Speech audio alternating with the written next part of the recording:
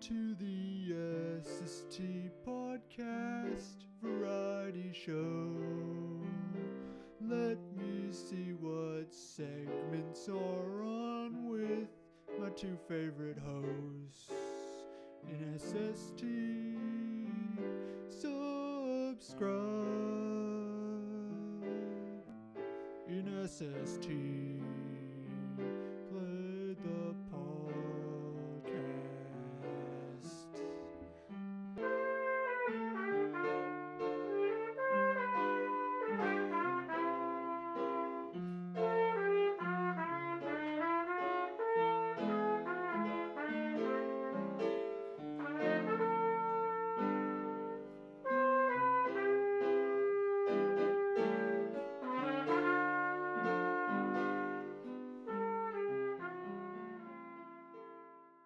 Podcast is back. Welcome back to the SST Podcast. And now we're going to introduce our special guest, honorary SST Mentarion S'Ula.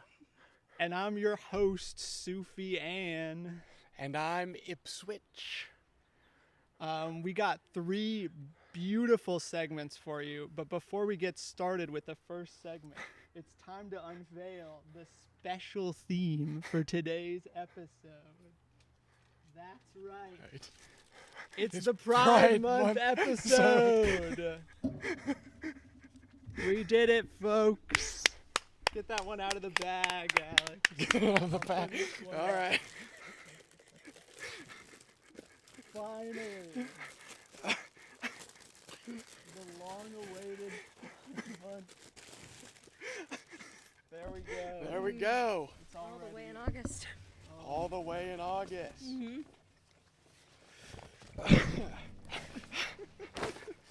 There we go. I need a clip or something, but we'll just go like this for now. Alex has his Here, customary Pride cape. There we go. And I have my custom Is it over the chair? designed Pride Month hat Holy. for this episode. I was not told about this. Well, that's for good reason. All right. What? It had to be a surprise. Yeah, surprise theme for It's the the episode. surprise theme. Why for the don't you episode. get us started with the first segment? All right, so we're gonna start off with our first segment here, which is called. A new segment. It's a new one. We're not having a recurring segment first, unfortunately. It's gonna be Noahtry or poetry.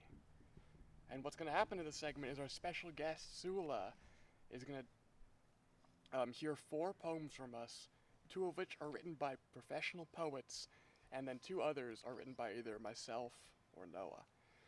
Hence the name. Hence the name. And they're gonna have to try to figure out which 2 are written by the professionals, or maybe more easily, which 2 are not written by the professionals. Take it away, Noah. Oh, okay. Sorry. And the last thing is the first theme for today's poetry is that all these poems involve cars. Cars. Okay. Yeah. The theme, I'm not sure, may make it easier or harder for us. Okay.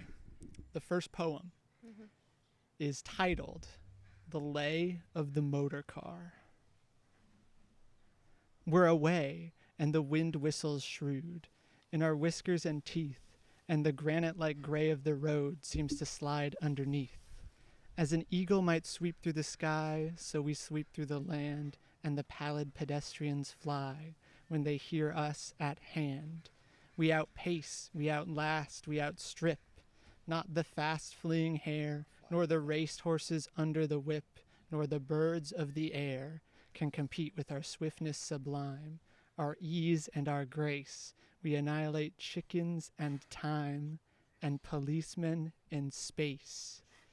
Do you mind that fat grocer who crossed, how he dropped down to pray in the road when he saw he was lost, how he melted away underneath, and there rang through the fog his ear-splitting squeal as he went, is that he or a dog, that stuff on the wheel?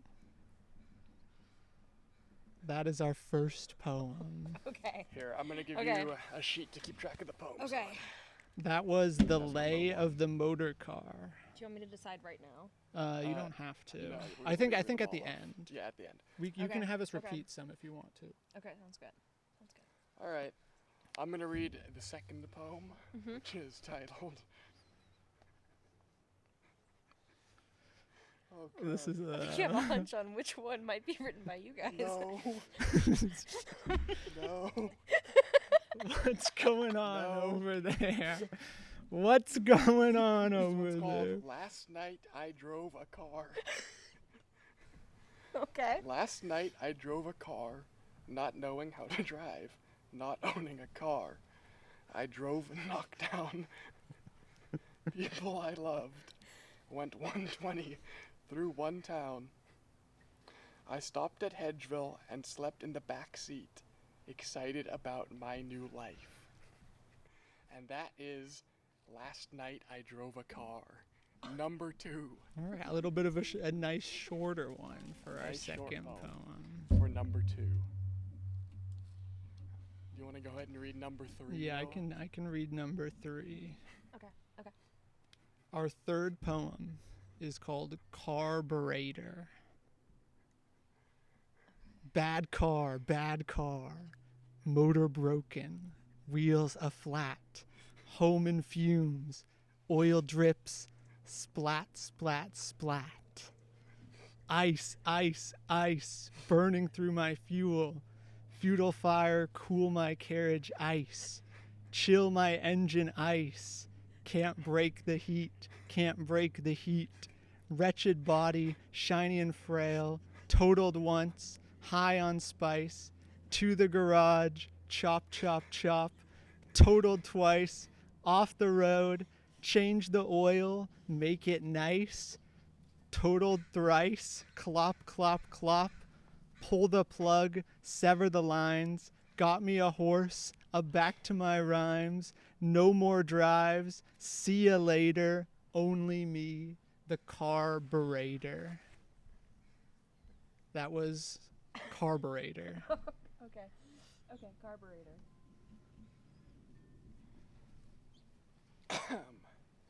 And our last poem. The last poem. Are you okay? Did we write all of these or something? How is this happening on every single might have one? done They're all that. so funny. Okay, our last poem is titled The Beast. Mm-hmm. Alright. The motor car is a delightful beast, with tiger's roar and armadillo feet.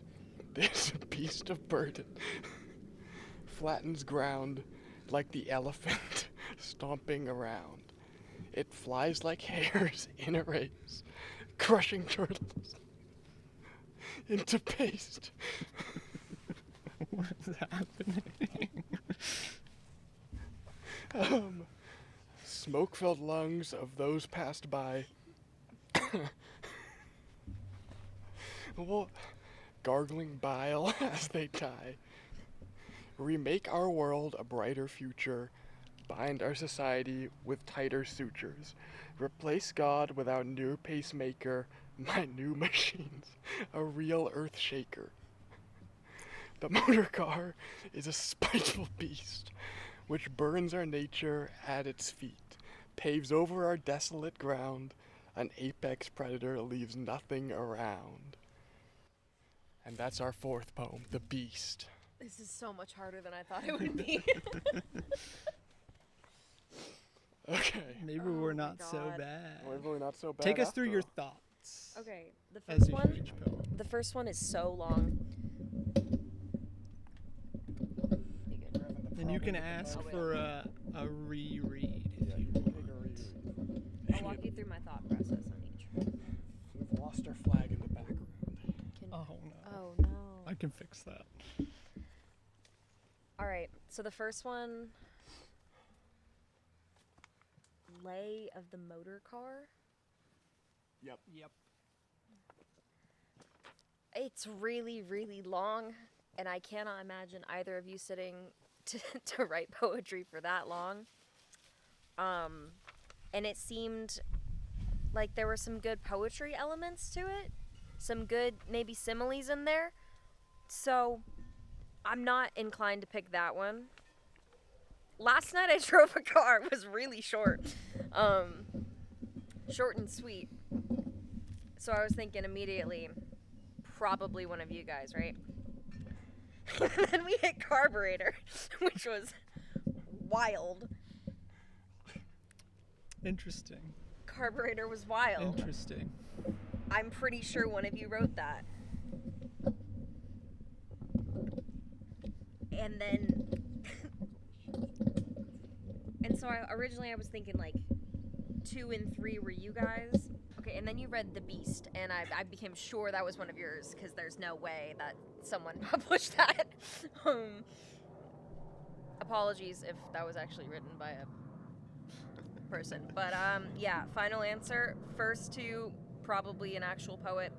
3 and 4 were Alex Noah specials. That's my guess. That is 100% correct. Poetry survives another day. I am kind of disappointed that we couldn't trick you, though. I guess I was laughing too much during some of There was a... those. So I wrote The Beast, I wrote Okay. and Alex wrote... Carburetor. Okay, I was actually gonna guess the opposite. So this is. Okay, that's good. I thought Alex's was pretty good. I don't know. Maybe slam poetry just makes it automatically sound The really carburetor. professional. Yeah. You get the pun? I do. Pretty clever. Wow. The thing's down again. This has been a, I guess, successful first segment It really has been. for our guest, not necessarily for the hosts. Stay tuned. We'll be right back. Okay, for our first interlude, we're bringing back the popular segment, 60-second tabloid news story. Today's story is man robbed NASCAR driver's home after learning he died in a plane crash. A Georgia man is accused of robbing NASCAR legend Greg Biffle's North Carolina home after learning the driver and his family had been killed in a plane crash. It's not funny, okay? People died. Terrell Williams, 44, of Stone Mountain, was charged Tuesday with a dozen felonies following an 8-month investigation into the burglary of Biffle's home. Biffle, his wife, and their 2 children were among 7 people killed when their private plane crashed near Statesville Regional Airport, North Carolina. Oh my God, we have 15 seconds left. Quick, what are your takes on this story? Did he successfully rob them? I have no idea. We don't have enough time. Well, No, he got caught, I he guess. got caught. What do you think, S'Ula? Bad job. There was no one home. So And I don't that's know how he failed. time. Welcome back to the SST podcast. All right. Welcome back to the SST podcast Pride Month episode. We're going to be opening up our second segment, and we have a doozy here for you today. And any family members of the hosts, so my mom and my dad and Noah's parents, if they're Yeah. watching it, you got to click off right You here. really got to click off And right here. if you don't want to watch this segment, I'd also like to ask my family to click off this one as well. you don't want to watch this one. This one, just trust me, it's not even good. It's not funny. But everyone else, and especially one person, this one's for you. All right. We're coming back to a fan favorite book club. Only today's book is a little bit different. We never finished the Magic Trio, but we've moved on to some better material in the form of Cassandra MD's Malicent. And this book was specially recommended to us by this mysterious Instagram page we found. For whatever reason, a lot of the information has been redacted, so don't actually try to figure out who this is. But what we have been able to discern is that their only other repost, along with fan art from this book, is them reposting a story about trying indigenous food across Canada. And then they also appear to have a story about them traveling in New Zealand. That doesn't ring a bell to me. Yeah, that but doesn't really sound like anyone. I don't know who that is. I would know. Do you know this person, S'Ula? What do you- I genuinely do not. Why don't we so- get into the book? Why don't we get into the book? Through- We're gonna start off with a outline of the plot. Do you want to say what genre this book is first And of all, so then- people aren't too shocked? Yeah, so this is a dark fantasy, like Dark- romance type Romanticy, romantasy book. Yeah. Okay. smut Yeah. novel. Yeah. Yep. It's a special one. And we're gonna start here with our two main characters, Malicent Lestrange, who's a witch, and Cage Black, who's a mage. And the story opens with young Malicent Lestrange finding her dying mother as a leather lizard rampages through the coven that she lives at. And riding the leather lizard, that's what they call the dragon, is the leather lizard, is Cage Black. So, what happens after that is we cut almost 200 years into the future. Mhm. Both Cage and Malicent are grown up. They're, well, in theory, Malicent receives an order from the leader of her coven, which is Nora, who, she's a bit sketchy, to leave for the human kingdom that rules this, southern continent. And the ruler that she's going to serve now is Felix Tyran. And he's actually a pretty nice guy, but she's not too pleased with this at first. The justification for this transfer is that winter is coming. I mean, something's happening in the north that they have to attend to. There's some strange beings they're finding from the icy wasteland. I don't know if that sounds familiar to anything else, but I don't think so. it seems pretty unique to this book to me. But Nora wants, she has an ulterior motive with sending Malicent, and that's to steal some artifacts that are locked away in Felix's castle.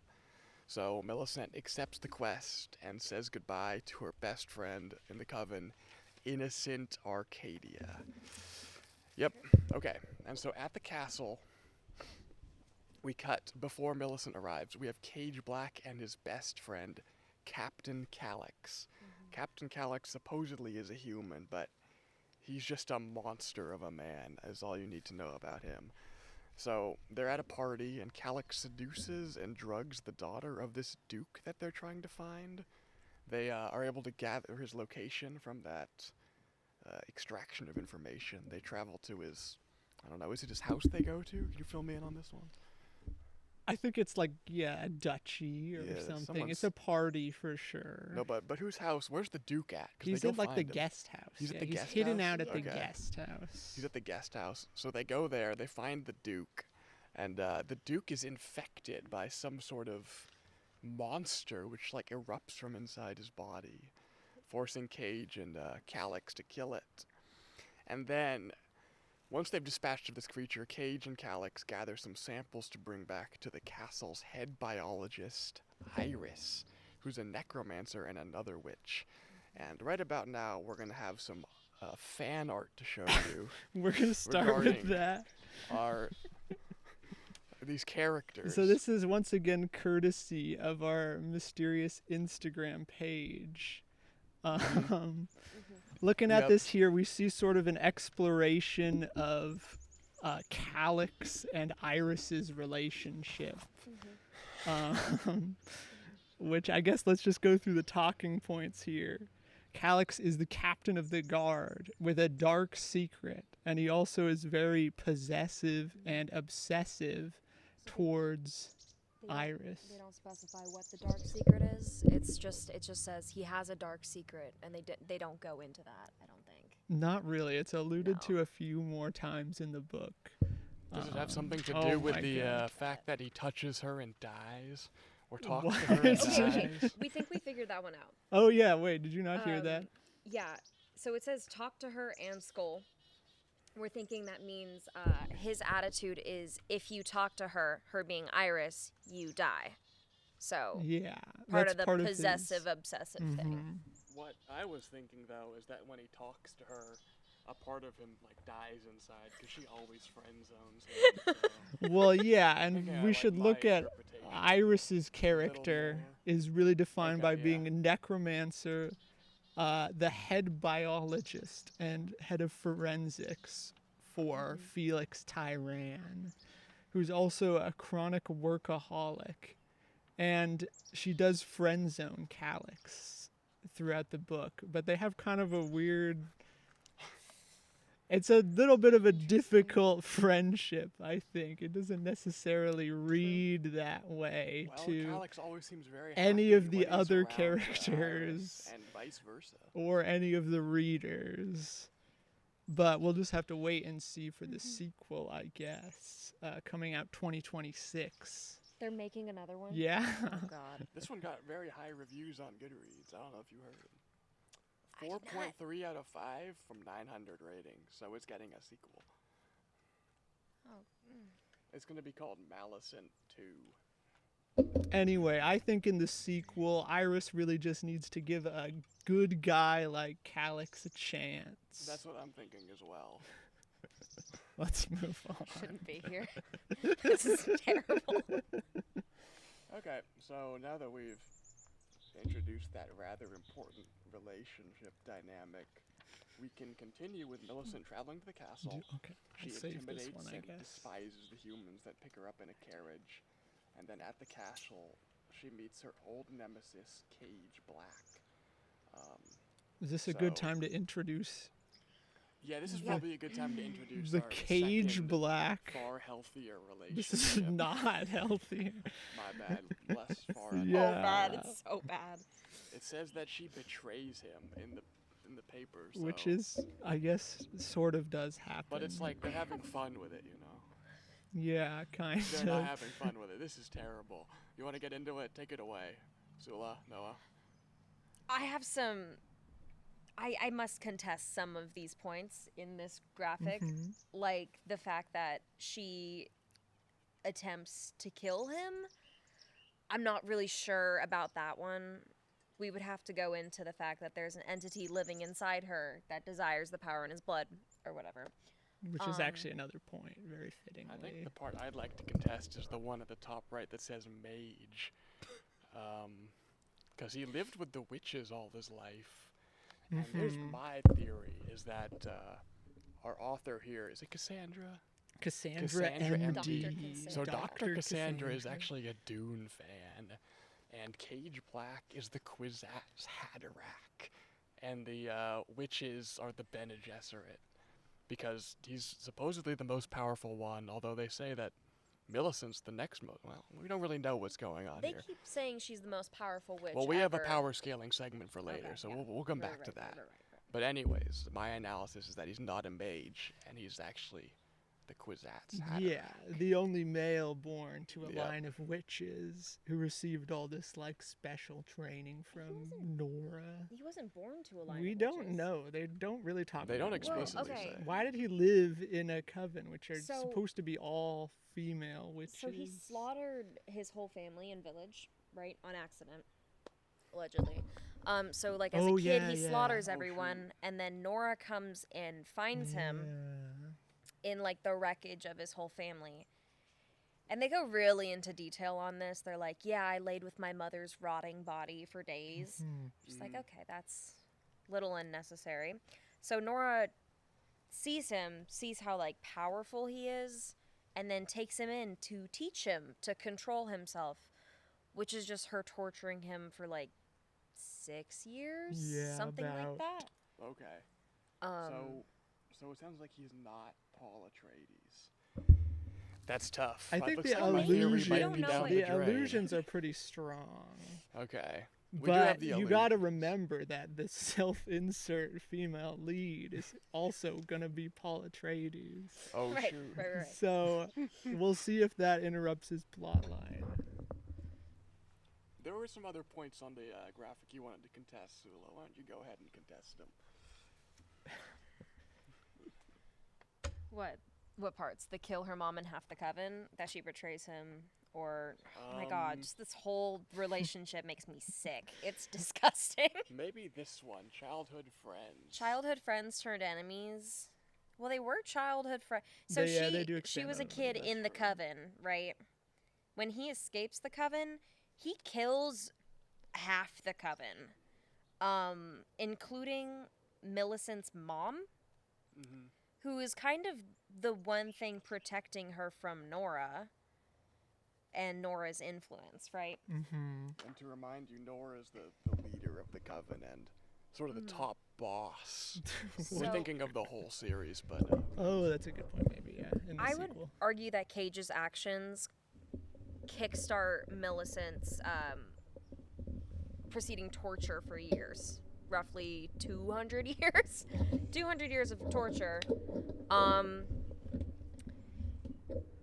Why that's put in a, like, romantic, you good? Or is that- go ahead and keep going. Right. So, him killing, Millicent's mom and half the coven kicks off the start of her torture arc by Nora. And her subsequent indoctrination and, ruining of her mind and body and soul. And then he goes on to, like, blame her for all of this and be like, well, you're just like Nora, and chooses to forget the fact that, like, he was the one who started all that. And, yeah, he killed her mom. So I don't know why they included this in the, romanticizing this whole relationship. Yeah, but look, Graphic? the two characters are pretty attractive, so That's it's a pretty good match, if In you know this what I mean. photo, he's strangling her. Did happen in the book. Okay, a but look, lot see, of times. A lot of yeah. times it did, I including think when she has the was, knife there, like, to his throat. Is that right? I'm saying. I would say. Yeah, see? She has the knife to his throat. They're trying to kill each other.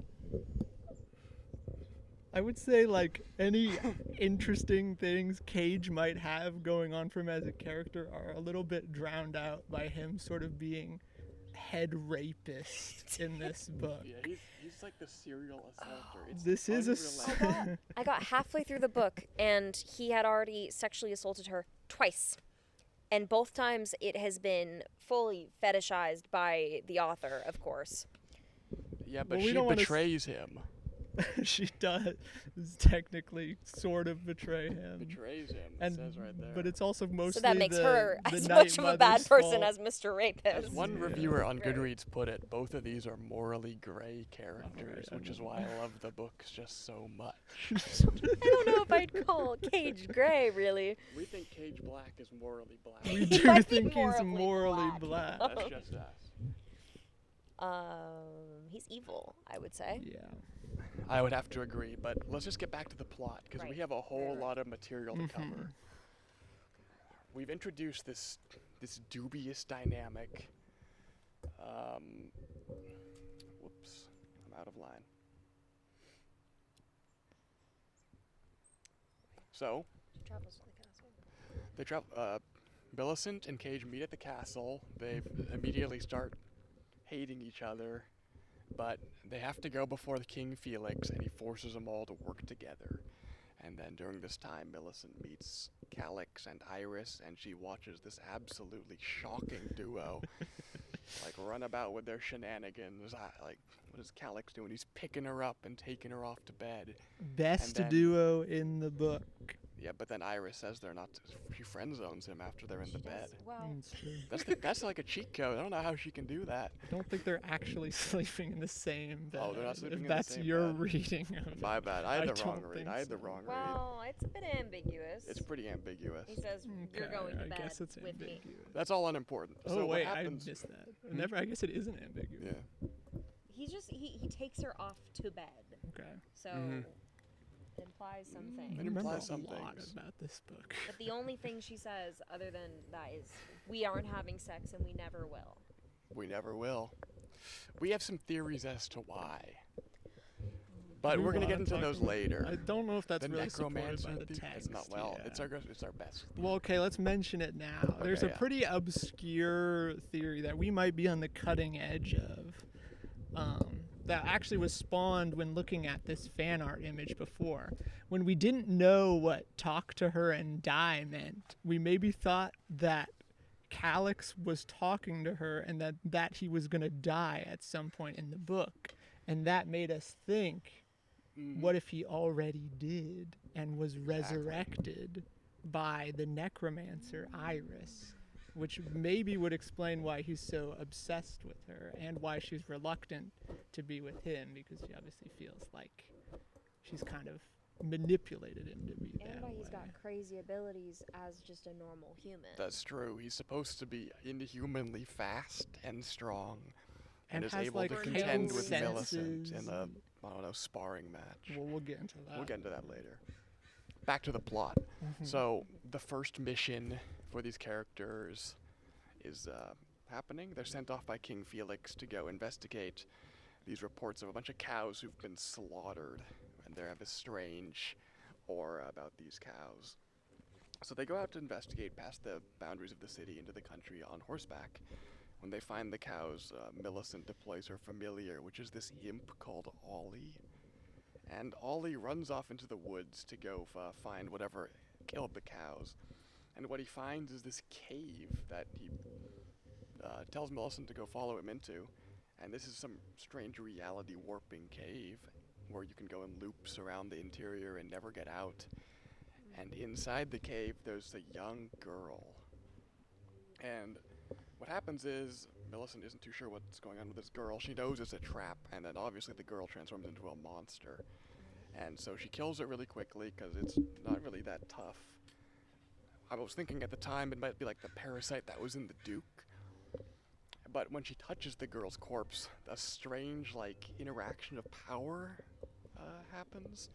And it stirs the mutant Creptius Vox. And let me tell you, the Creptius Vox is a shocking creature. I forgot the description, but it's just like a flying monster. And it attacks her, and then the text is sort of unclear what happens here. Noah, do you wanna give your interpretation, or S'Ula? For what happens when Millicent fights the Vox? Well, we know she blacks out, and then like a panther appears. Well, yeah. So Millicent has like a very strange evolving set of abilities throughout the book, but this is the first time we're introduced to her like panther summons. Yeah. I guess this is the only one we see here is Nyx, and we get introduced to Twix later in the book. I Twix don't is like a know. candy panther. Some readers on Goodreads praise this story for its complex magic system, so I believe this would technically fall under Millicent's powers as Dark Witch. But what's unique about her is that she's, what is it, darkness? Yeah, and the blood. And I blood think. magic. Yeah. She's very rare because she's the author insert, but also because she has two forms of magic. Never Mhm. seen before, Yeah, never never recorded seen in history, as Iris says. So yeah, I believe the darkness powers are what summoned, or what allows her to Summons the summon. panther. Yeah, the panthers. Well, the panther arrives. It kills the crep, and that's what they call these creatures. They call them the creps. I wonder if It's a they're bad they're nickname. tasty and they're like rolled up pancakes type. Yeah.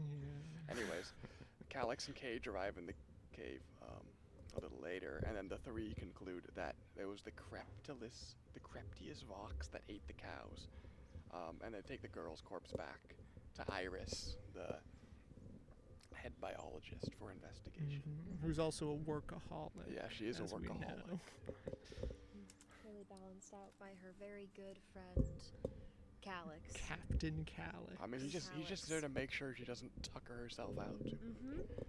and collapse from all that work she's doing. Yep. So after that excursion, there's more bickering in the palace, and this might be the part where Cage assaults Millicent. Let me just double check my notes. Okay, not quite yet. Not quite yet. What happens instead is that they determine that this runic curse is imbued onto the girl, which contradicts with whatever magic system the world has set up, where curses can only be applied to inanimate objects. So the plan is to visit the Rune Witch Coven and ask them for help. That's the plan, right?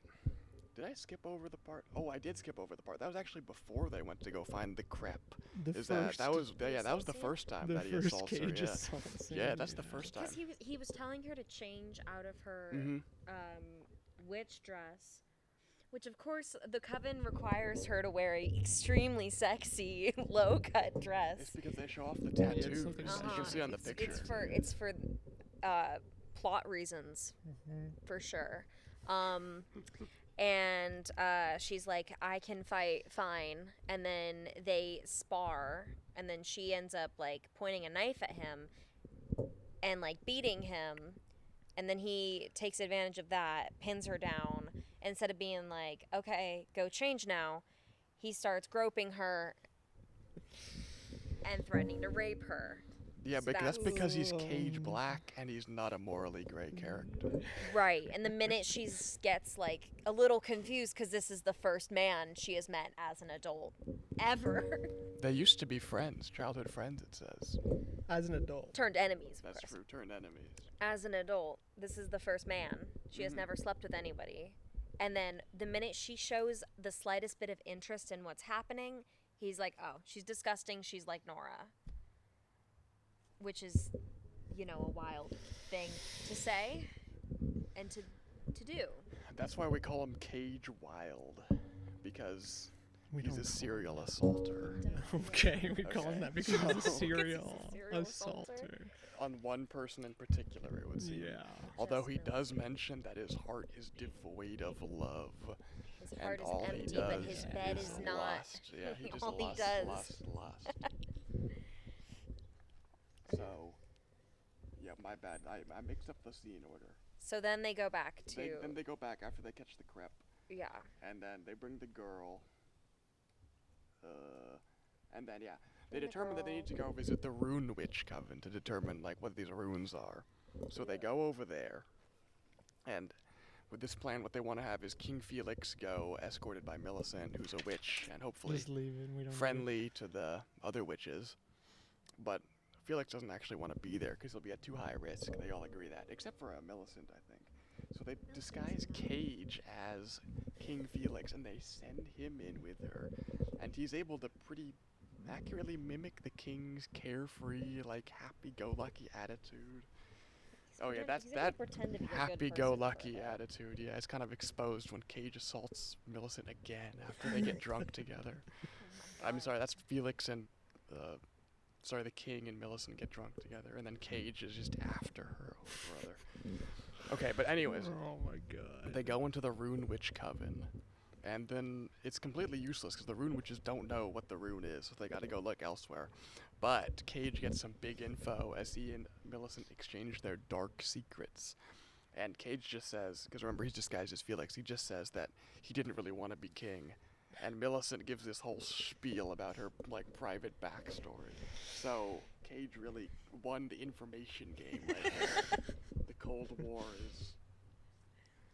I will don't say know. a lot of the like story arcs in this book are just the gang, which is usually Cage, Millicent, Calyx, and Iris, a rotating cast of them, going somewhere, not learning anything about the plot, Yeah. and then Cage just assaulting Millicent. This is almost every single time they try to do something that happens. It's gonna happen again. That's true, yeah. Exactly. Well, anyways, they go back to the castle. Oh yeah, here comes another one. So Millicent leaves her room one night. She's called by, we're gonna introduce another like entity here, the Night Mother. And I'm not really sure what this entity is, so do you want to take a stab at what the Night Mother is? We know a lot about her backstory at this point. It's a like a truly evil being, I guess, that Yeah. lives within her, and occasionally takes over her, and tries to kill people. Yeah. So remember how I said that Nora was torturing Millicent? Mhm. So she like fed her goo. Yeah. She fed her goo Yeah, she Mhm. for a while. It was definitely a goo of which sorts. I think was getting the Night Mother into her, and then proceeds to torture her in other ways. They do a bunch of rituals to Yeah. elevate the magical potential of her as a child. And I'm assuming that That's the goal. means put the Night Mother in her Yeah. Mhm. when she was a kid. So it's been in there, and it's because of Nora. She was normal before that, kind Mhm. of. Exactly. Yeah. So she's called by the Night Mother out into the garden, is it? Into the courtyard or whatnot of the Yeah. castle, and best believe Cage following her out there, ready to assault her. Here he comes. It's his favorite victim, as it turns out. But this time she puts up a bit of a fight. and stabs him in the stomach and attempts to bind him to her will. And this is where it says betrays him on the. I thought the betrayal's at the end. This could I be thought it this too. was Yeah. the attempt to kill him. Oh, this is the attempt to kill him. Even though she's Maybe. She wasn't trying to Yeah, kill she's him. Yeah. Also, the explicitly knife probably not did trying like to- insignificant damage. So, really, she just kind of irritated him. They both have supernatural healing Yeah, they do. abilities. Yeah. Anyways, he's like pretty upset that his rape attempt failed, so he just kind of subdues her and knocks her to the ground unconscious, and then he carves the letter C onto her chest because his name's Cage and he's morally black. That's kind of why he did that. After that, Millicent comes to, and she's obviously enraged as to what Cage has done, so she attempts to attack the castle. And she summons 4 shadow dogs, but unfortunately for her, these shadow dogs get absolutely cleaned up by this random low elo fire mage. Unnamed Yeah, this fire unnamed fire mage mage. is potentially stronger than The Nyx and Twix. That's rough. But we should note that Millicent actually, she becomes enraged but gives up control to the Night Mother. This So it's isn't actually the her. Night Mother that's attacking This the is castle. Malicent now? If We'll we're get to calling that. We'll get to Okay. that. Okay. But what happens is, in an absolutely crazy 1v1, Calyx arrives and attempts to fight her solo, and he wins. You wanna tell us how he wins, S'Ula? This is a real good trick Calyx has. Okay, so he just covers his clothes with this like sleep-inducing chemical called Sonmex, and then when Millicent touches his shirt, she falls asleep. This is a big MMR gain for Calyx, because this is an opponent way out of his league, if we're to understand it that way, And that's which I all think we are. taking down the best witch ever Yeah. The needed. With Just a special little Somnux. sleepy juice. That was all it took. That We was should all- note that Mhm. Calyx is also an alchemist. Yeah. Oh, right, yeah. Yeah, he actually made the potion to turn Cage, or to make Cage look like Felix, and he also presumably made the Yeah. Somnex. I kind of didn't get into that until they turned to him. They're like, time for you to turn Cage into Felix, which you can do. That was the first time they ever mentioned him using that so ability. it was just kind of. Yeah, I'm not sure why Iris didn't do odd. that one.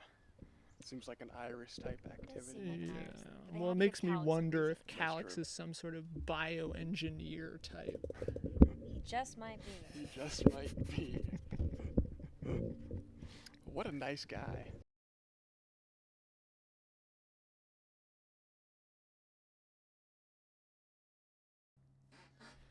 The Seattleite satellites are bringing to you a once-in-a-lifetime opportunity to rep their brand. Made from only the finest silks of Egypt and China, a line of exclusive merch designs including SST logo in black, SST logo in gray, and more dropping soon. Designs printed locally and available on quality breathable tees. Send an email to seattleitesatellites@gmail.com to order yours personally created and shipped to you. Delivery times vary. Send your order to seattleitesatellites@gmail.com. That's seattleitesatellites@gmail.com. Perfect. Finish.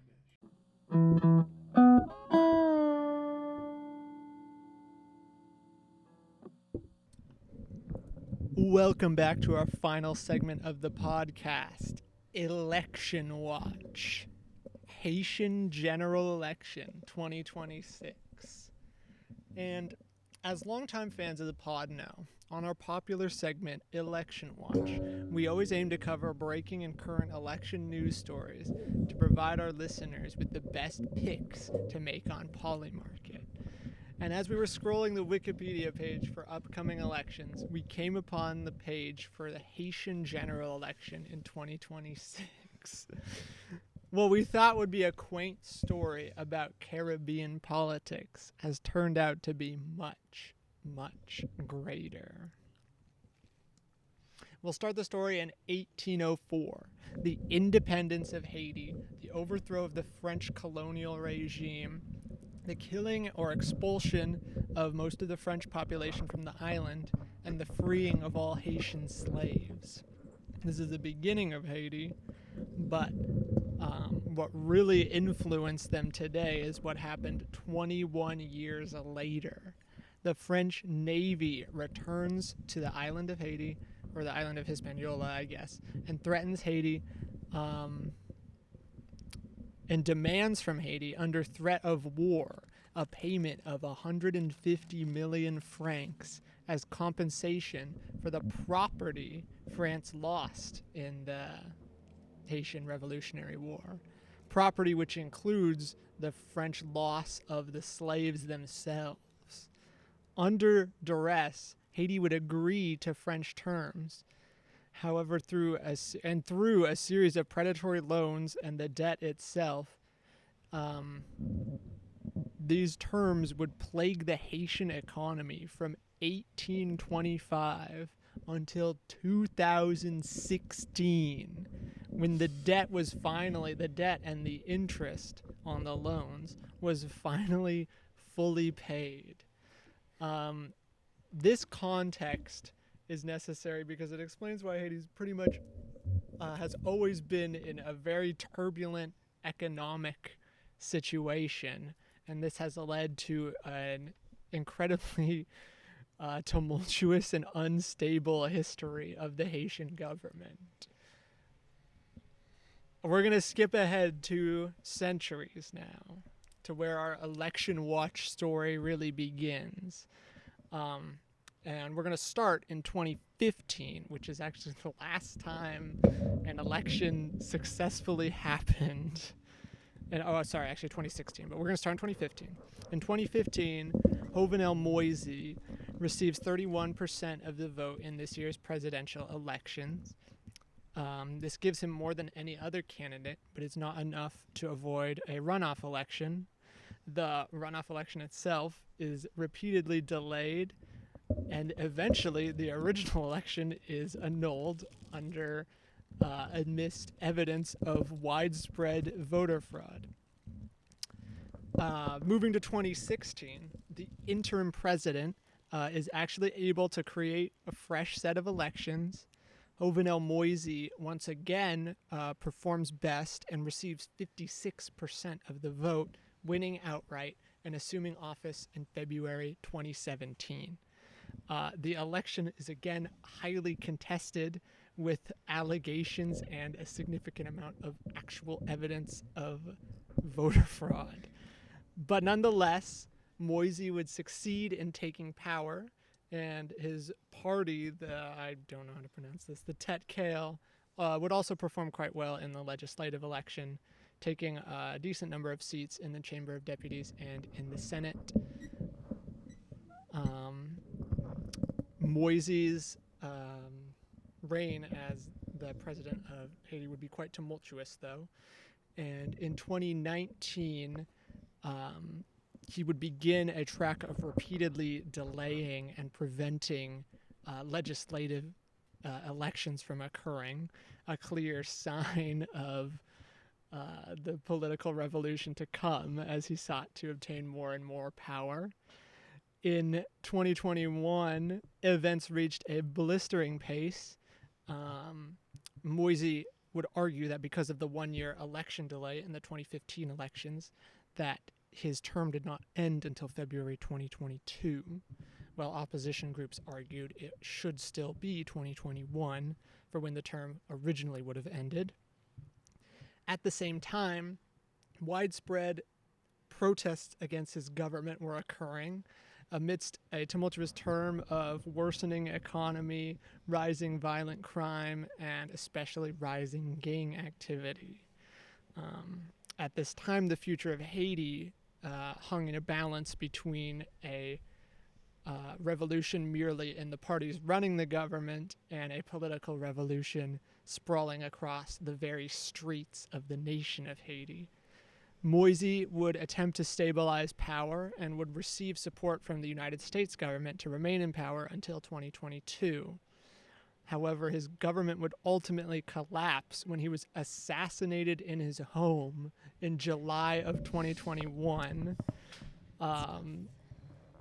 creating perhaps the first giant power vacuum that has plagued Haiti since then.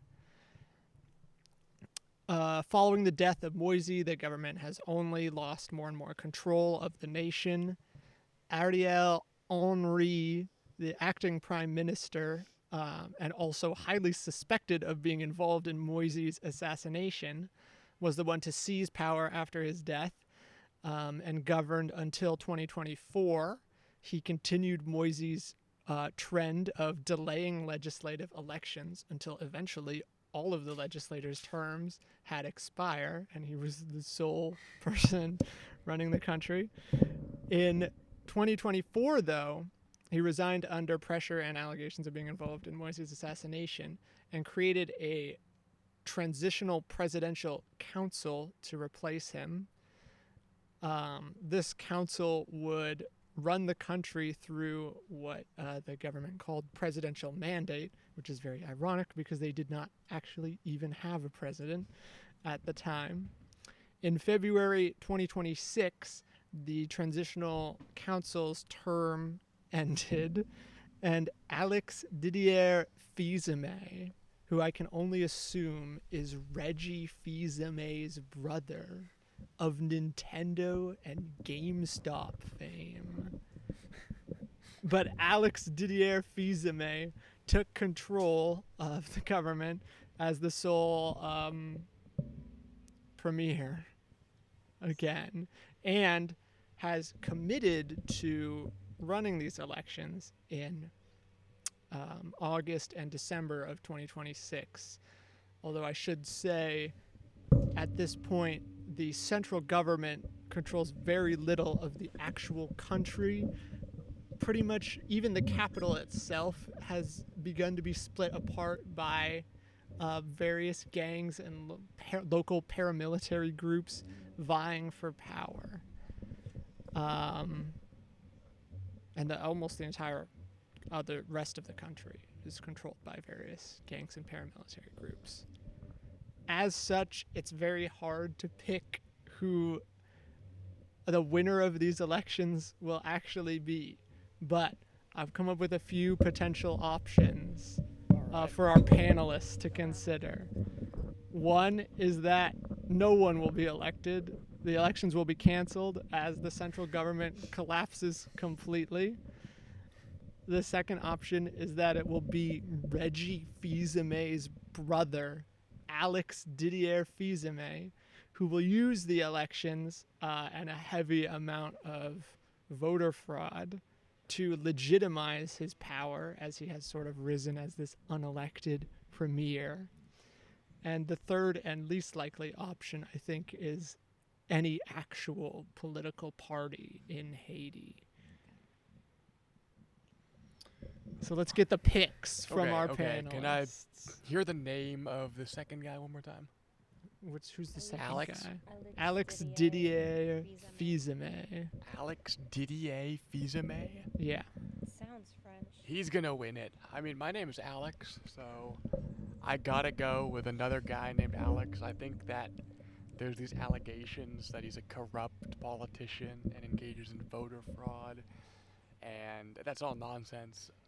It's going to be won fair and square by Alex in 2026. Take it home, Alex. Take it home. All right, S'Ula. I'm leaning towards no one. The elections are going to get canceled again. If they haven't happened in the past, I don't think it's going to start now. And honestly, it's just too unstable to hold any kind of election. I think we should trust Alex Fils-Aimé in his current regime, and I think he has the right idea. So I don't think any elections really need to take place, especially with all the violence in the country and stuff. It wouldn't make sense. So I think that with legitimate claim to power, Alex is going to sweep up the streets, get rid of the gangs, and clean up the capital. So I know, I gotta get some heat for I think you're gonna be publicly backing fine. So yeah, that's probably what's gonna happen. We'll post a follow-up, like, YouTube note to tell you guys the result of Okay, the I guess election. we assuming didn't it get does Magnate's happen. pick It's yet. Magnate's Oh, my pick. bad. Let's Sorry, get I mean Magnate's Sufi pick. Ann's pick. Sufi Ann? Sufi Ann's pick is gonna be Reggie Fils-Aimé from Nintendo. Thank you for listening to the Pride Month episode of the SST podcast. August. It's June. We'll see you all in probably a year because we don't make very many of these. We'll Thanks. read another book. Thank you for having me.